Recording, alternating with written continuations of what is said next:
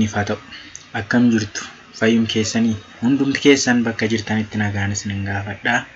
Nagaan koo isin qaqqabu jechaa har'a waliin kan nuti barannu manual transmission dha. Manual transmission yeroon isiniin jedhu konkolaataan keenya akkuma beekamu yookaan manualidha yookaan immoo automaticalidha jechuudha. Maarshiin nuti fayyadamnu manualii ta'uu danda'a, automatically ta'uu danda'a jechuudha. Kanaafuu kutaa har'aa kana keessatti garaagarummaan manual transmission fi automatic transmission gidduu jiru maalidha kan jedhu adda baafnee ilaalla jechuudha. Egaani konkolaataa keenya yeroo oofnutti humna konkolaataa keenyaaf yeroon itti barbaachisu jira. Yeroon nuti immoo saffisa isaa jijjiiru jira. Akkasuma immoo kallattiis yeroon nuti jijjiiru jira jechuudha. Kun dirqama jechuudha yeroo konkolaataa keenya oofnu jechuudha. Fakkeenyaaf lafa dirree yoo ta'e, lafa sirrii yoo ta'e saffisa daballee yoo oofne rakkoon qabu jechuudha. Yeroo lafa irraan gadeetti yookiis immoo lafa marfataa fi lafa irraan oletti yeroo oofnutti immoo dirqama saffisa keenya hir'isuudhaan humna yookiin immoo gulbatii konkolaataa keenya dabaluu qabna jechuudha. Kanaaf akka nuti humna konkolaataa keenya jijjiirru, kallattiis akka nuti jijjiirru, akkasuma immoo saffisa barbaachisaa ta'e filannee akka nuti itti fayyadamnu kan godhu firiisiyoonii fi maarshii keenyadha jechuudha konkolaataa manuwaalii fayyadamu irratti. Al takkatti firiisiyooniis hin fayyadamna, maarshii keenyas immoo harka keenyaan jechuudha kan nuti jijjiirru. Miila bitaa keenyaan firiisiyoonii irra jennee maarshii keenya immoo harka mirgaa keenyaan kan jijjiirru yoo ta'e konkolaataan sun manual transmissionidha jechuudha. Kan automaticalaatti akkasuma viidiyoo kan biraatiin detailii isaa walii qabadheen isinii dhufa. Kan automaticalaa keessatti maalidha? Firiisiyooniin miila keenyaan control goonu yookiis immoo irra ejjennu hin jiru jechuudha. Maal bichaa fayyadamna? Maarshii keenya jijjiiruu qofadha jechuudha. Maarshii keenya saffisa isaa akkasuma immoo kallattii isaa yeroo barbaannetti jijjiirra malee humni konkolaataa keenyaa kan inni ittiin control ta'u yookiin immoo nadaajii yeroo kennanudha jechuudha. Firiisiyoonii hin fayyadamnu jechuudha walumaa galatti. Kanaaf kutaa har'aa kana keessatti akkaataa itti fayyadama maarshii ilaalla gadi fageenyaan. Maarshii akkamitti akka fayyadamnu konkolaataa manuwaalii keessatti ilaalla jechuudha. Akkasuma firiisiyoonii illee akkamitti akka fayyadamnu ilaalla.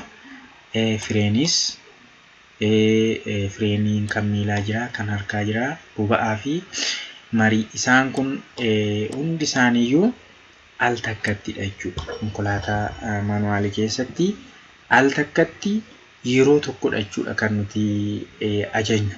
Tokko konkolaataa keenya miila bitaa keenyaan firiisiyoonii keenya dirqama ajajna jechuudha. Harka mirgaa keenyaan maarshii keenya hin ajajna yookiin immoo kallattii barbaannetti goona jechuudha. Yeroo barbaachisutti immoo maal goona? Fireeniinis dirqamadha jechuudha. Fireeniin dirqamadha yeroo dhaabnutti, yeroo saffisa hir'isnutti, akkasuma fireeniin harkaa immoo yeroo dhaabbannu maal goona? Ol qabne hiina jechuudha. Yeroo deemnu immoo gadi buusnee konkolaataan keenya akka deemu godha jechuudha. Kanaaf peedaalii boba'aa irra yeroo hojjennutti akkuma beekamu peedaaliin boba'aa keenya saffisa akka inni argate konkolaataan keenya deemuu fi mariin immoo kallattii deemuu barbaanne sana irratti jijjiiruuf nu gargaaru jechuudha. Kanaaf har'a detailii kan nuti ilaallu waa'ee maarshii fi waa'ee firiisiyoonii akkasuma immoo dabalataanis waa'ee fireenii sirriitti kan ilaallu ta'a jechuudha. Okay. Fakkeenyaaf itti fayyadama maarshii yoo ilaalle maarshii duraan dursinee adda baafnee beekuu qabna. Duraan dursinee maarshii humnaa kamidha? Maarshiin humnaa warra kamidha? Maarshiin kallattii jijjiiran immoo warra kamidha? Maarshiin saffisa jijjiiran immoo warra kamidha jennee adda baasuu qabna jechuudha. Okay, fakkeenyaaf maarshii tokkoffaa lammaffaa fi maarshiin duubaa maarshii humnaati jechuudha. Maarshii humnaa jechuun maal jechuudha?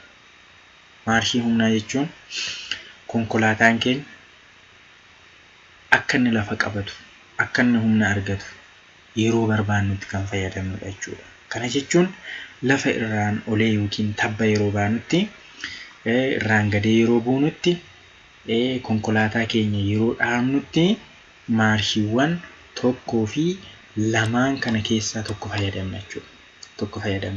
Kana jechuun maal jechuudha? Maarshii humnaa jechuun konkolaataan keenya saffisni isaa hir'atee humna immoo argatee akka dhaabatuuf yookiin immoo humni fi fixinni isaa akka hir'atuuf jechuudha. Konkolaataan gommaan keenya akka lafa qabatu godhaa jechuudha. Okay.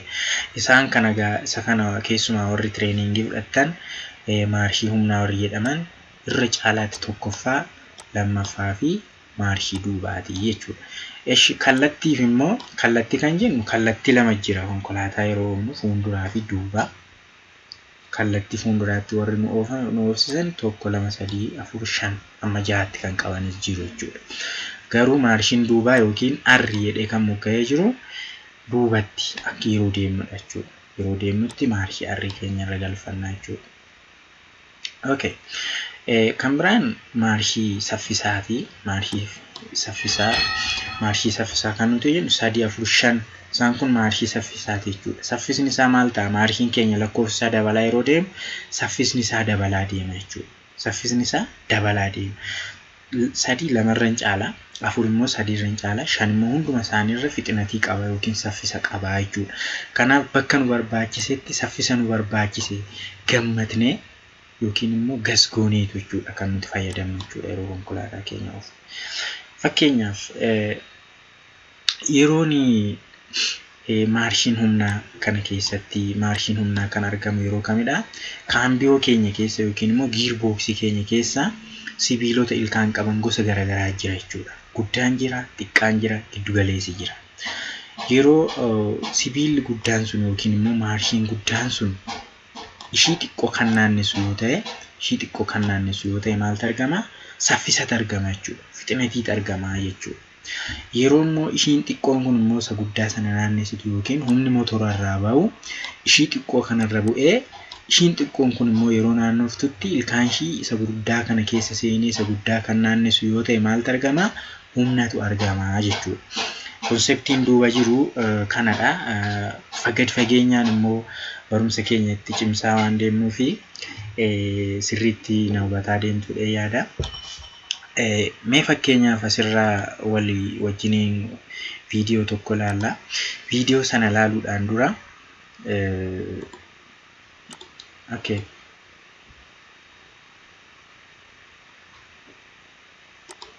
Viidiyoo sana ilaaluudhaan dura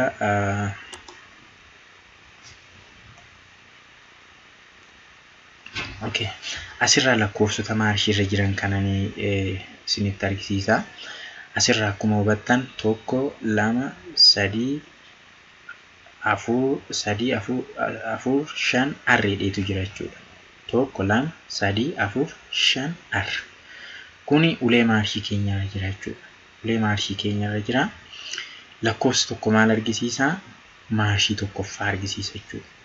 Maarshii tokkoffaa inni lammaffaan kallattiin inni itti jiru, kallattii maarshiin sun itti jiru argina jechuudha asirraa. Yeroo tokko ulee maarshii kana gubbaa irratti ni argattu. Konkolaataan keessan kan dadhabe yookiin kan dulloome yoo ta'e immoo raafaqamee baduu danda'a jechuudha. Kanaaf lakkoofsi 3 kallattii fuulduraatti, 4 duubatti walakkaadhaan, 5 immoo fuulduratti karaa mirgaa jechuudha. Arriin immoo inni duubaa konkolaataa keenya duubatti deemsisu kallattii kanaan akka jiru asirraa understand gochuu qabdu jechuudha. Walakkaan kun immoo maalidha? Walakkaan kun 0 dha jechuudha. Normaalii yookiin niwutiraalii konkolaataan keenya yeroo inni itti dhaabbatu jechuudha. Okay. Kanaaf fakkeenyaaf yoo lakkoofsi kun asirra hin jiru yoo ta'e badeera yoo ta'e akkamitti beekuu qabna? Lakkoofsonni kun asirraa isinitti mul'ata yoo ta'e yeroo jalqabaatiif konkolaataa seentu yoo ta'e suuta jechuudhaan maarshii keessa maal gootu? Laqaq gootanii niwutiraalii irra gootu jechuudha. Niwutiraalii irra gootanii check gochuu dandeessu jechuudha ofii keessan. cheeggootanii konkolaataa keessan erga bantanii booddee suuta jettanii konkolaataan keessan akkamitti saffisni isaa garamitti dabalaa jira, garamitti immoo qannasaa jirattanii maarshiin keessan garam akka jiru baruun illee hin danda'ama jechuudha. Mee kanaaf viidiyoo kanarratti akkamitti maarshii tokkoffaa, lammaffaa, sadaffaa, arfaffaa fi shanaffaa akkasuma illee akkamitti akka galchinu kan waliin ilaallu ta'a jechuudha.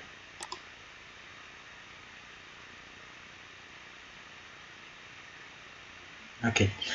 Amma fakkeenyaaf maarshii tokkoffaa galchuudhaaf akkam goona akkas gara bitaatti qabuudhaan gara fuulduraatti achi qabna jechuudha. Gara lakkoofsi sun jirutti asii achi fuulduratti qabna jechuudha. Argitanii? Okay. Sana booda maarshii lammaffaa galchuudhaaf immoo akkam goona kallattiidhuma lakkoofsa tokko istireetiidhaan maal goona kun gara bitaatti as qabuudhaan istireetii duubatti galchina jechuudha. Argitanii? Duubatti lakkoofsa lammaffaa galchinee jechuudha. Okay. Kanadha. Lakkoofsa lama galchitanii sadaffaa galchuu gaafa barbaadan immoo akkam gootu maarshii keenya fuulduratti deebisnee yeroo fuulduratti deebisnu nu ispiriingiidhaan marraa'ama waan ta'eef niwutiraalii ta'a qaxxitaa sadaffaa galchina jechuudha. Qaxxitaa fuulduratti sadaffaa keenya galchina. Arfaffaa galchuuf immoo mirgattis bitaattis qabuun barbaachisu maal goona duubatti butuudha jechuudha. Directly duubatti galchinaa jechuudha yeroo arfaffaa galchinu. Okay.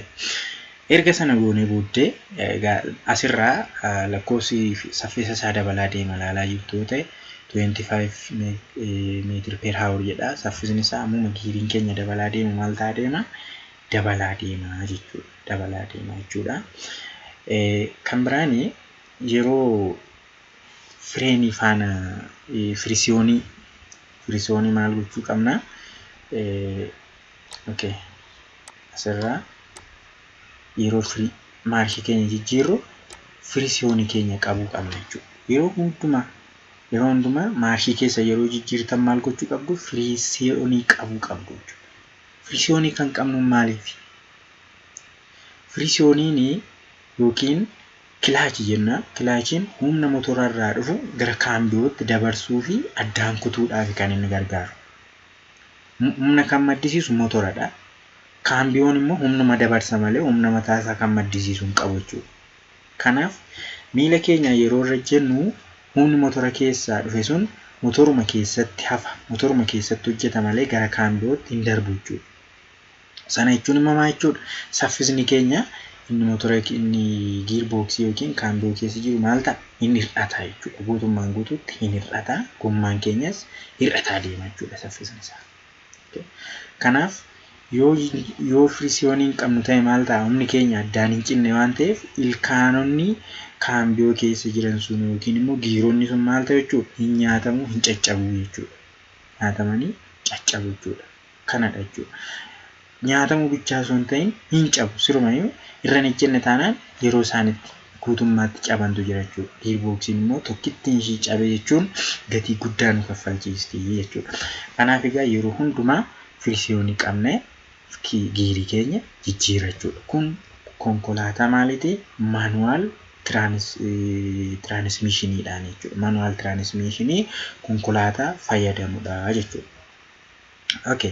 Mee fakkeenyaaf viidiyoo kana ilaalaati waan tokko irraa hubattu jedhee yaada.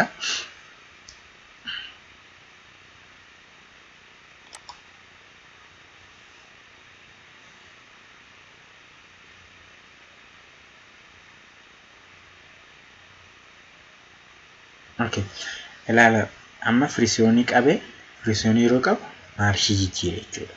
Firisioonii qabee yeroo firisioonii qabee maarshii yeroo inni jijjiiru asirraa argina jechuudha. Argitanii? Okay.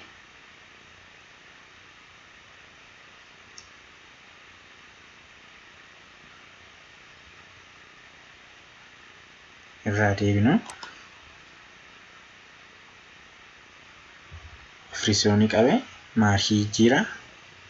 Haala kanaan yeroo hundumaa tokkoffaa, lammaffaa, sadaffaa, arfaffaa yeroo gashitanitti haala kanaan firisioonii keessan qabaa.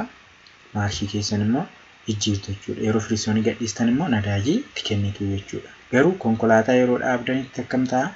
Konkolaataa yeroo dhaabdanitti dhaabuu yeroo barbaadanitti jalqaba fireenii keessan irra qasqassi gootu jechuudha. Firiisoonii keessan qasqassi gootanii maalirra jettu? Firiisoonii suutattanii irra jettu jechuudha. Firiisoonii irraa yeroo miila keessan kaastanis qaxxituma daftanii miti kan kaastanii suuta jettanii ol fuutu jechuudha. Yeroo firiisoonii irraa miila keessan suuta jettanii ol kaastu jechuudha. Egaan barumsi keenya irraa kana fakkaata. Barumsa guddaa argattaniitu jedhee yaada. Subscribe godhaa, share godhaa. Sirna jajjabeessitu yoo ta'e barumsa kanarra isinitti toluu fi waan guddaa irraa barattan qabadheen dhufa waan ta'eef na gargaaraa, na bukkee dhaabadhaa, galatoomaa.